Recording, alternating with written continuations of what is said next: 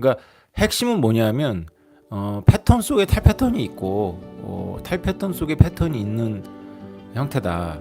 그러니까 완전히 패턴도 아니고 또 완전히 탈패턴도 아니고, 만약에 지금 패턴을 따라간다면 지금 이거 다시 떨어집니다. 다시 떨어지고 올해 하반기가 저점일 거예요. 만약에 패턴 따라간다면. 근데 패턴을 안 따라갈 가능성이 높죠. 라고 보고 있어요. 올해 이제 축적되어 있는 호재들이 올해 하반기부터 굉장히 본격적으로 나타날 거라고 봐요. 그 비트코인 가격은 그런 기대감에 오른 거 아닌가 싶은데, 모르죠. 뭐 또 다시 열전으로 들어가면 내릴 수 있죠. 내릴 수 있겠는데, 커미 문제가 아니라 스마트폰 문제죠. 내릴 수 있겠는데, 그래도 지난 겨울에 1, 2월에 그 찬바람 휘몰아치는 그 상태에서 그 공포, 그러니까 6만이 막 깨질 뻔했던 그런 공포감은 이제 없다라고 봐야 되겠죠. 왜냐하면 폭격이 한참 진행될 때도 6만 7천까지밖에는 안 갔습니다. 그 얘기는 6만 달러가 생각보다 굉장히 견고하다는 거고요. 제가 1월 달에 동아일보 유튜브에서 얘기했던 6만 달러 깨지면 바로 올라올 거다라고 했던, 그게 예언도 아니고 예측도 아니고 그냥 여러 가지 그때 그 가중치를 둬서 오르지 않았으니까 뭐 많이 떨어지지 않고 6만이 아마 밑바닥이지 않겠냐라고 이렇게 얘기한 게 맞은 거 보면 아마도 그 상당히 예측대로 가는 거죠. 그러니까 원래 떨어졌어야 되는데 많이 안 올랐으니까 그만큼 많이 안 떨어진 거죠. 그래서 6만 정도. 그러면 어떻게 되느냐, 이제부터가 중요한데 하반기 좋지 않을까 싶어요. 상반기는 좀 지친 사람들이 있으니까 왔다 갔다 하지 않을까요? 하반기부터는 좀, 그러니까 2026년도가 2022년도하고 2023년도 섞어놓은 것 같다는 느낌이 좀 들고 있습니다. 가격에 대해서는 뭐 예측이 불가하기 때문에 그냥 총만 얘기하는 거고요. 이 정도 뭐 말씀드렸으면 그냥 여러분들이 참고하시면 될 것 같죠. 그러니까 핵심은 뭐냐면 패턴 속에 탈패턴이 있고 탈패턴 속에 패턴이 있는 형태다. 그러니까 완전히 패턴도 아니고 또 완전히 탈패턴도 아니고, 만약에 지금 패턴을 따라간다면 지금 이거 다시 떨어집니다. 다시 떨어지고 올해 하반기가 저점일 거예요. 만약에 패턴 따라간다면. 근데 패턴을 안 따라갈 가능성이 높죠.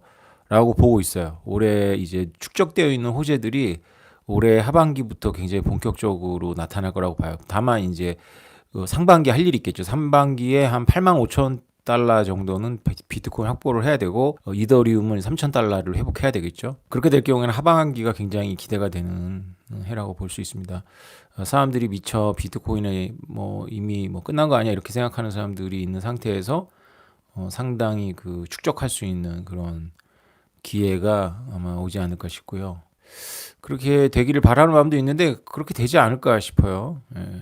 전쟁 와중에도 비트코인하고 뭐 몇몇 자산들은 뭐 저력을 보여줬는데, 특히 비트코인 저력을 보여줬고요. 근데 사실 지금 나타나고 있는 호재에 비해서는 많이 반영되게 아니죠. 그런 면에서는 지금 이제 그 심리적인 겨울인 건 맞죠. 그러니까 막 들뜨고 이런 건 없는 거죠. 그래서 한국의 크립토 환경이, 규제 환경이 좋지 않을 것 같아요. 그 전반적으로 뭐 두 가지 정도 이유가 있는 것 같은데요. 하나는 뭐냐면 한국의 그 금융 관료들이 생각보다 굉장히 강고하고 완고하고 그 다음에 파워풀합니다. 검찰 조직보다 더 파워풀하지 않나 싶을 정도로 파워풀한 것 같고요. 두 번째는 현재 집권 여당이 독주하는 과정이기 때문에 지난번 대선에서처럼 표를 의식해갖고 뭔가 이렇게 하려는 그런 의지는 별로 없어요. 그래서 결국은 금융 엘리트들한테 결국은 중요한 아젠다는 하이제킹 당할 거라고 보고 있고요. 그들의 논리가, 그리고 지금 현재 현 정부의 중요 정치인들의 생각하고 잘 맞아요. 그러니까 스테이블 코인이나 이런 걸 들었을 때 통화 주권이라는 언어를 떠올리고 어떻게 해서든지 걸어 잠궈서 지키는 데 관심을 갖는 그런 생각을 하는 것을 맞죠? 왜냐하면 자유주의는 아니거든요. 이 지금 현재 집권당이 어 그러니까 국가를 굉장히 중요한 그 여러 가지 정의 실현이라든가 뭐 정의를 어떻게 보느냐에 따라 다른데 정의 실현이나 사회 정의라든가 이런 문제에서 국가가 큰 정부를 지향하기 때문에 결국은 뭐 금융에 있어서도 큰 정부라는 습관, 사고의 습관에서 지금을 잘 못 이길 거라고 보고 있어요. 지금의 틀은 굉장히 긴박하게 돌아가죠. 그래서 우리가 일환에서 봐야 되는 거는 뭐냐면 바꾼 거죠. 그러니까 미국의 글로벌 관리, 매니지, 통치 뭐라고 부르든지 간에 운영 방식이 완전히 바뀌고 있습니다. 그래서 한국의 규제 환경은 나쁠 거예요. 그래서 놀라지 마시고 한국에서 어떤 규제가 남아서 그 크립토 산업을 숨막히게 할지에 대해서 너무 놀라지 마시고 왜 그러냐면 이중 주권 상태에 우리는 살고 있거든요. 그러니까 우리를 폐쇄적인 아무리 그 금융 관료들이 강력해도 우리를 폐쇄적인 인터넷을 다 끊고 그 통신 왜곡하고 못하게 하고 VPN을 하면 막 잡아가고 막 이런 중국스러운 나라로 만들지는 못할 거예요. 그러면 결국은 오늘 낮에도 성수동에서 그런 얘기를 했는데 결국은 가장 가능성 있는 시나리오는 넷플릭스하고 유튜브에서 우리가 한국인들의 만든 콘텐츠를 보듯이 한국 기업의 주식이 토큰화된 거를 미국의 어플로 사용하게 되는 거죠. 그래서 로빈후드 같은 어플로 자산 토큰화된 삼성전자 주식을 한국인들이 거래하게 되는 거겠죠. 그리고 테더나 이런 것들에 대해서 여러 가지 규제를 만들 텐데 결국은 디파이라는 영역에서 돌고 돌아서 다 들어옵니다. 제가 서클이 저한테 관심이 좀 있어서 물론 제가 직접 만나지는 않고 중간에 에이전시를 꼈지만 제가 드린 조언은 한국에서 아마 비즈니스 하기 쉽지 않을 거다. 왜냐하면 한국이 되게 독특한 환경을 갖고 있기 때문에 특히 미국 자본 이러면 아주 경기 일으킨다. 그래서 아마 정상적인 루트로 나가는 확산이 쉽지 않을 텐데 디파이로 가야 된다. 그래서 테더도 디파이 왕자이기 때문에 한 것처럼 서클도 디파이로 가야지만 한국에서 한국 시장에 관심이 많더라고요. 그래서 한국 시장에서 늘릴 수 있을 거라고 이제 조언을 해드렸고요.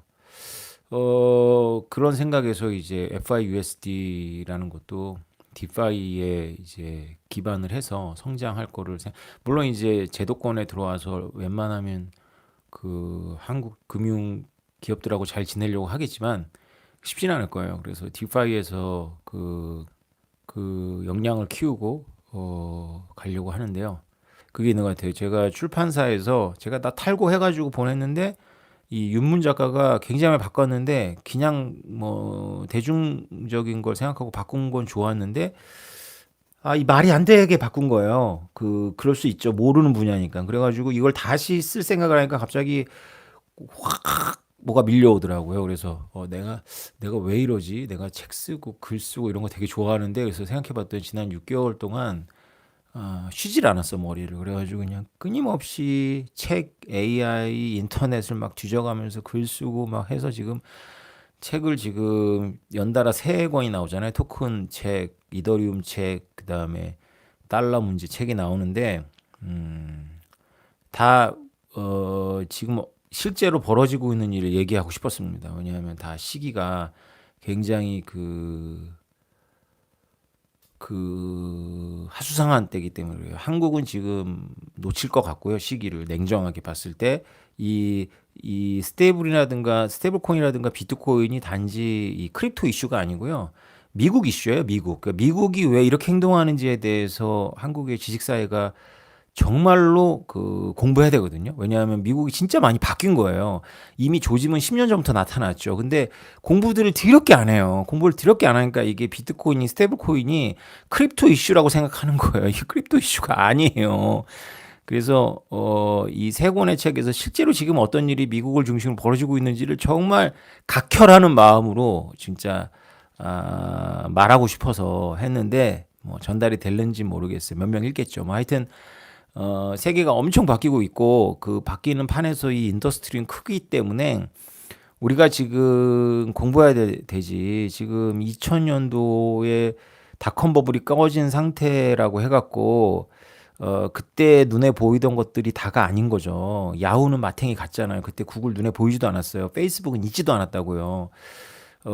그런 트위터, 뭐 이런 거 없었어요. 그러니까 지금 우리가 보고 있는 게 2000년도의 닷컴 버블이라고 생각을 해야 되고, 진짜는 아직도 안 나타났다 생각을 해야지.